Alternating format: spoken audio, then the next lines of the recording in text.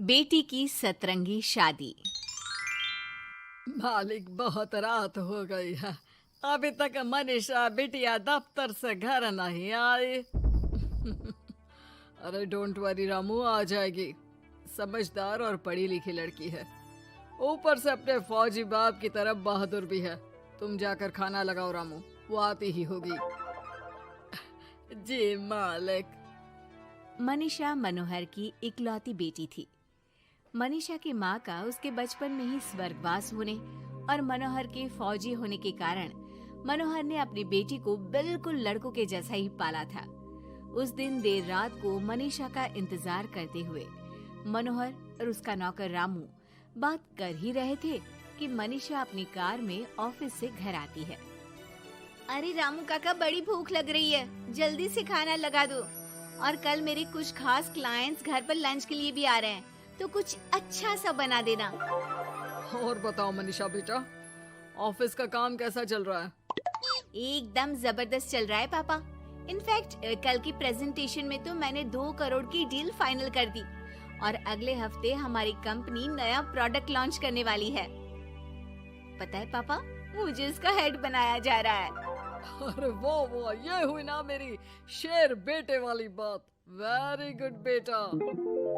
रामू उस घर में पिछले 28 साल से नौकरी कर रहा था, तो वो घर के सदस्य जैसा ही था। रामू मनीषा को चिढ़ाते हुए कहता है, मनीषा बिटिया, आप कल बाजार से थोड़ी सब्जियां लेकर आओगी? कल तो आपके दफ्तर की छुट्टी भी है। काका, मैं आपको अपना मोबाइल दे देती हूँ, आप ऑनलाइन सब्जियाँ मंगवा लेना, मैं पेमेंट कर दूंगी। वो क्या है कि मुझे घर के कामों से थोड़ी एलर्जी है। ठीक है बिटिया। 2 हफ्ते बाद मनोहर को उसके दोस्त किशन का फोन आता है। अरे मनोहर, हमारी मनीषा बेटी के लिए एक बहुत अच्छा रिश्ता आया है। लड़का इंजीनियर है दुबई में। तू कहे तो बात आगे बढ़ाऊं? हाँ, रिश्ते की बात तो आगे बढ़ा ही सकते हैं, लेकिन लड़के वालों की कुछ शर्तें भी तो होंगी ना, मतबला लेन देन वगैरह। अरे यार, लेन देन जैसी तो कोई शर्त नहीं है उनकी। बस लड़की पढ़ी लिखी और घरेलू होनी चाहिए, जो कि यहाँ इंडिया में अपने सास ससुर की सेवा करे और घर संभाल सके। अरे यार किशन, तू तो मनीषा को जानता ही है, पढ़ी लिखी और जिम्मेदार तो है वो, लेकिन घर के नहीं बाहर के कामों में मुझे नहीं लगता कि वो मानेगी। लेकिन फिर भी मैं उसे पूछ के बताता हूँ तुझे। मनोहर अपनी बेटी से उसके लिए आए रिश्ते की बात करता है और उसे लड़के वालों की शर्त के बारे में भी बताता है, जिस पर मनीषा कहती है, पापा आप तो जानते हैं ना कि मुझे घर के कामों में कोई इंटरेस्ट नहीं है और आपने मुझे पढ़ा लिखा के अपने पैरों पे खड़ा होना सिखाया। क्या इस दिन के लिए कि एक दिन मैं शादी करके किसी का घर संभालूं? ना, मुझे नहीं करनी शादी वादी, आप मना कर दो उन्हें। इतना कहकर मनीषा घर से बाहर चली जाती है। रास्ते में उसे उसकी फ्रेंड का फोन आता है, जो उसे बाकी फ्रेंड्स के साथ एक रेस्टोरेंट में बुलाती है। मनीषा जाना तो नहीं चाहती थी, लेकिन उस रिश्ते की बात से हुए खराब मूड को बदलने के लिए वो चली जाती है।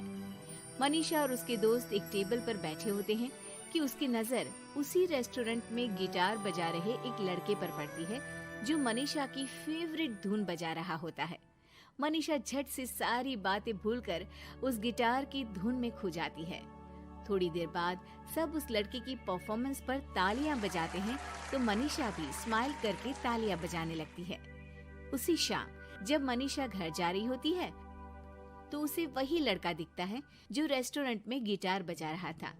वो अपनी गाड़ी रोक कर उससे पूछती है कि हाय, तुम वही हो ना जो थोड़ी देर पहले रेस्टोरेंट में गिटार बजा रहे थे? I am so impressed with your talent. Actually वो मेरी फेवरेट धुन थी। जी थैंक यू, ये मेरा शौक भी है और इससे मेरी थोड़ी बहुत गुजारे लायक कमाई भी हो जाती है। अच्छा, और क्या करते हो? जी मैं कॉफी बहुत अच्छी बनाता हूँ, और कॉफी के अलावा भी बहुत कुछ।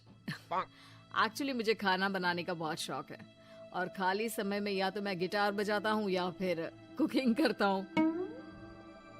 इसी तरह बहुत देर तक बातें करते करते दोनों एक दूसरे को अपना नंबर देते हैं और फिर धीरे धीरे पहले उनके बीच गहरी दोस्ती और फिर प्यार हो जाता है। फिर एक समय आता है जब दोनों शादी करने का फैसला करते हैं। मनीषा अपने पापा को गौतम के बारे में सब बताती है। मनोहर को गौतम बहुत अच्छा तो नहीं लगता, लेकिन अपनी इकलौती बेटी की खुशी के लिए वो हाँ कह देते हैं। दोनों की शादी हो जाती है। और एक दिन, अरे गौतम बेटा, क्या बात है, बहू रानी तो आते ही दफ्तर जाने लगी। सुबह जाती है, देर रात को आती है, और तू घर पे रहता है, तो घर भी तुझे ही तो संभालना पड़ता होगा ना अभी। जी आंटी जी, वो मेरा काम कुछ कम ही चल रहा है और घर चलाने के लिए किसी को तो दफ्तर जाना ही पड़ेगा ना, तो मनीषा ही चली जाती है और मैं घर पे रहकर सारा दिन करूँगा क्या, तो घर ही संभाल लेता हूँ। हाँ बेटा, कह तो तू सही रहा है, लेकिन समाज को क्या कहेगा? समाज के भी कुछ नियम कायदे होते हैं, लेकिन यहाँ तो उल्टी ही गंगा बह रही है। अच्छा, मैं तो चलती हूँ बेटा। रात को मनीषा घर आती है तो गौतम उसे कहता है कि सुनो, आज हरलीन आंटी आई थी, कह रही थी कि आसपास के लोग बातें बनाने लगे हैं कि तुम मर्दों की तरह काम पे जाती हो और मैं औरतों की तरह घर संभाल रहा हूँ। हाँ, पर तुम तो जानती ही हो ना कि मैं शादी से पहले से जॉब कर रही हूँ, तो फिर अब अचानक से मैं खुद को कैसे बदलूं? एक काम करते हैं, तुम कुछ महीनों के लिए घर से ही ऑनलाइन सारा काम कर लो और हो सके तो घर के काम ट्राई भी कर लो, और मैं बाहर जाकर अपने लिए पक्की नौकरी ढूंढता हूँ। मनीषा मान जाती है और फिर शुरू होती है उनकी नई दिनचर्या। ये लो गौतम, तुम्हारा नाश्ता, चाय और टोस्ट। ये टोस्ट है या किसी नक्शे का काला प्रिंट आउट? अरे मेरी माँ, चाय में चीनी डालते हैं, नमक नहीं। ठीक है, मैं क्या करूं? चीनी और नमक एक जैसे ही तो दिखते हैं ना। तुम्हें खाना है तो खाओ, वरना ऐसे ही जाओ। अच्छा, तो तुम्हारी क्वालिफिकेशंस क्या है? क्या काम आता है तुम्हें? जी, मैंने वैसे तो बीकॉम किया है, लेकिन काम का कोई एक्सपीरियंस नहीं है। एक्चुअली मेरे पेरेंट्स ने ज़बरदस्ती मुझे ये डिग्री करवा दी थी। मुझे तो गिटार बजाना ही पसंद है सर। ठीक है मिस्टर गौतम, जब हमारी कंपनी को किसी गिटार परफॉर्मेंस की ज़रूरत होगी तब आपको बुला लिया जाएगा। फिलहाल के लिए आप जा सकते हैं। जॉब ना मिलने के दुख में मुख लटकाए गौतम घर आता है तो देखता है कि अरे ये क्या मनीषा, सारा घर बिखरा पड़ा है और ये किचन की ये हाल। अरे सब ठीक तो है ना? सब ठीक है गौतम, बस मुझे भूख लगी थी तो सोचा कुछ बना के खा लूं, लेकिन मुझे कोई सामान मिल ही नहीं रहा था और फिर पता चला कि गैस भी खत्म हो गई है और मुझे सिलेंडर बदलना नहीं आता। अच्छा, क्यों ना हम बाहर से ही खाना मंगवा ले? हाँ, अच्छा ये तो बताओ, तुम इतने उदास क्यों लग रहे हो? अरे क्या बताऊं, मुझे नौकरी नहीं मिली, लगता भी नहीं कि मिलेगी कभी। दोनों उदास होकर एक दूसरे की तरफ देखते हैं, फिर थोड़ी देर बाद हंस पड़ते हैं। मुझे लगता है हमें वही काम करना चाहिए जो हमें अच्छे से आता है। कल से मैं ही ऑफिस जाया करूंगी और मैं हमारा ये प्यारा सा घर संभालूंगा।